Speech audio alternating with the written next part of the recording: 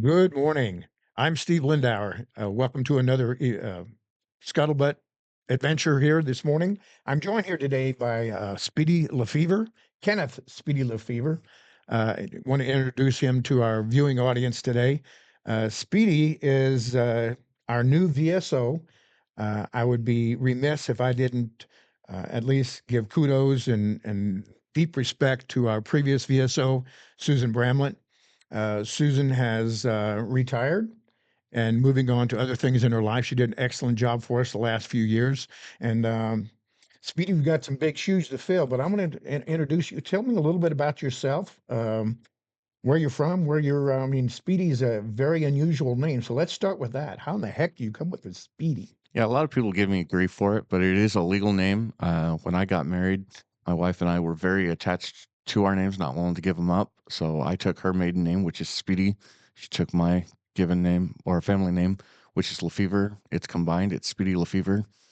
Nobody can pronounce Lefever, so Speedy makes sense. Yeah, if you look at it in the written form, Lefevre doesn't look like Lefevre. It's Lefleur or Lefeur. Lefleur. Okay.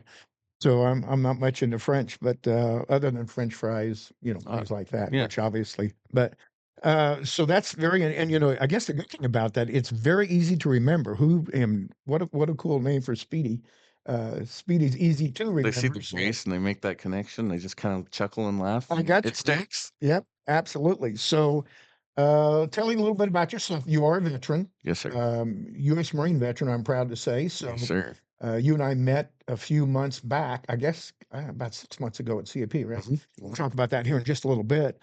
But give us a bit of an update about you. So your wife, you said already is local. Yep, she's from And Birdseye. okay. So she's a local gal, and you recently had a son. Yep. My son Lee Arthur Dale turned a month old a couple days ago. We call him Congratulations. Arthur because I was an artillery MOS and there ain't no parade without Artie. I love So it. I love the military reference. So your son is Arthur because you were in artillery in the Marine Corps or in many times in the military, and Artie is a cannon cocker, as we call right. it. So that's pretty cool. A At lot of least that's my military. version of stories. I mean, she might say something different, but that's the story I'm sticking You're to. So sticking with it. Good, good. That's excellent. All right. Well, again, congratulations on the new son, and that's outstanding. So you got many more to come. So a little bit about your history, your family history. You were born and raised in Ohio somewhere, I right? was born in Ohio, raised in Arizona. Okay. I have seven brothers and sisters. I'm the only one that's out here. Everyone else is still out In west. Arizona. Yep. Okay. I think you said you had, didn't you got a family history? Some of your family history is past military as well. My grandfather, he was a captain in World War II, actually. So Okay. You fought he was a Marine. Pacific Theater. European. He was in Germany. Okay. All right. Well, great. That's so it probably shows where it comes through and uh where your family history comes through and your military background. Now, a little bit about when you went into the military and about what year? I went in 2018 and Okay. recently retired. Uh, You kind of got retired, I did got you not? medically retired. Yeah. Yeah. So I see here, I know the camera doesn't show it, but I see if you don't mind me talking about it, you got a brace on your leg there. So you want to talk about that a little, how you got injured in the military? We were over in Syria and we were doing some missions where we needed to move a lot of equipment. We decided one day that we were going to have a 30 vehicle convoy, and on that convoy, we hit the vehicle in front of me hit the IED, and then we were right behind that, and we suffered the repercussions of that. So, Okay. thrown from the vehicle, and Okay. So is that a permanent thing? Are you still going through medical treatments on that or? I'm in therapy, but as of right now, they said that most likely it's going to be permanent. Okay. So you're not running any, not to me make joke out of it or anything, but you're not running any marathons, for any speed Speedy is no marathons. longer speedy. Speedy. Okay. There's so many bad jokes I could come. Yes. Well, so I hope you're not offended, but that's good. So it goes without saying, as a veteran and a Marine brother, I welcome back home. Thank you. Um, and I wish you all the best with that, dealing with that injury as you go through. So, so you are the new VSO. You've been certified now, recently certified as the VSO.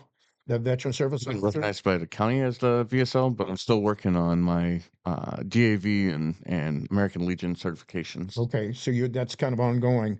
Um, so, this is for Dubois County, correct? Yes, sir. Now, do we do anything with, some of the surrounding counties? Pike County, they got their own Crawford, A Orange. lot of those counties have their own VSO, but what you'll find is that a lot of Jasper employs a lot of those veterans, and so a lot of them want to fill out their claims while they're here because they're Okay, already here for work. And so I've told Ralph right now if anybody's calling in, you know, and meet the criteria of the elderly, the terminal, or the 0% rating, they're going to have priority. I don't care what county they're from. If I can't help them, then I will refer them to okay. their county's VSO. But All right, you mentioned Ralph just a little bit ago. Ralph is your, Ralph Hughes is my administrative assistant. okay, administrative assistant. So, as we're sitting here today, the fact that you're here and having this interview with me, um, not to worry, Ralph is back there on any given day when the office is open, so people can come in and Ralph can take all the information, get people set up, and start their process if Yep. they're wanting to get some benefits I and told Ralph everything. everybody that walks through my door will should have a intend to file before they leave. Okay. All right, that sounds real good. I know one thing I found out with working with Coasty, Susan Bramlett, who we affectionately known as Coasty. She kind of trained me a little bit on some of the things, and she was always adamant about I don't care what branch of the service, even if you're National Guard, Reserve, whatever, come in, check it out, and you may or may not be qualify for some kind of a VA certification, but at least check it out. You owe it to yourself to do that, particularly when you get up to my age. And sometimes those medical benefits, it may be just a little bit of help with some medication, as far as paying for medication and stuff. There's a And lot of people that don't want to seek help for themselves. What their reasons are for that, only they know. But I think the benefits for your family, beyond yourself, are exponential.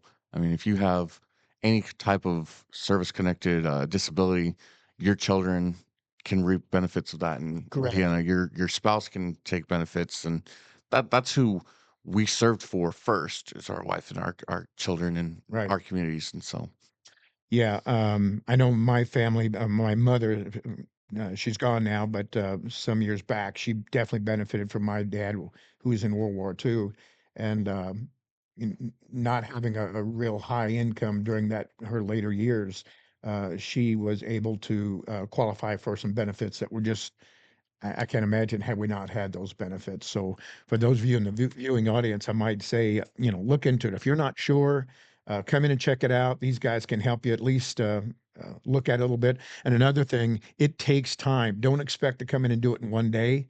It does take. I know you have appointments set up. People come in and set appointments up, correct? they do. They set up those appointments with Ralph, and then he gets them in. Anything with the government, it's hurry up and Yeah, wait. you guys know that. So You guys with the military, with the government, it's nothing runs fast. We're trying to make it a little smoother, and that's why Speedy's here to try to kind of walk your way through some of that stuff and speed things up a little bit. But it still takes at any given time if you put in a an application for trying to get some kind of benefits, we're not talking days or weeks; it's months. it's months. I And tell people to expect anywhere from 3 to 9 months before right, you hear back after all of your exams are right. complete. And the other thing is they can't call you up. Doesn't do any good to call you up Right. personally because once you submit the paperwork, I don't know unless you tell me, hey, I got approved, I got denied. yeah. So So the paperwork, and that's why it's up to you. It's your responsibility to monitor your VA communication and look at your paperwork and make sure that you're kind of following up what's happening because they're not contacting Speedy, they're not contacting VSO and say, hey, go check on this guy. That's not happening. So once you that get your being said, paperwork in, if you get paperwork back from them and you don't understand it and you'd like to have there you someone go. talk about it with you, I'd be more than happy to look at it.